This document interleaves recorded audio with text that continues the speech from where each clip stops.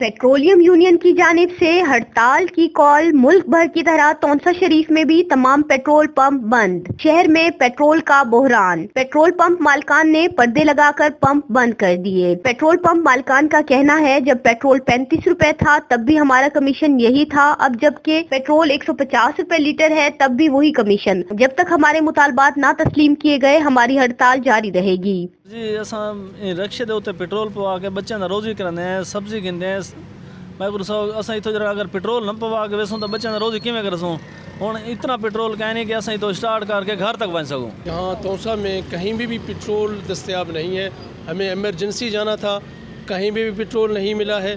ख्वार हो रहे हैं, आवाम पूरी ख्वार हो रही है। रक्शे वाले, मोटरसाइकिल वाले जिन्होंने स्कूल जाना था वो सारे जाम हो चुके हैं कहीं पे भी। और तब्दीली सरकार, एक तो रेट इंतहाई महंगे हैं और ऊपर से शार्टेज भी है। कम से कम इसको अवेल तो करें। ठीक है, अगर रेट्स हाई हैं तो कम से कम मिल तो जाए आवाम को। कहीं पे भी पेट्रोल दस्तयाब नहीं है। यहाँ पे मसला ये है कि कहीं कोई चीज़ अगर सस्ती हो रही है या कोई और चीज़ तो उसको शार्ट कर देते हैं। ये गवर्नमेंट की बिल्कुल रेट नहीं है। तब्दीली सरकार बिल्कुल नाकाम हो चुकी है।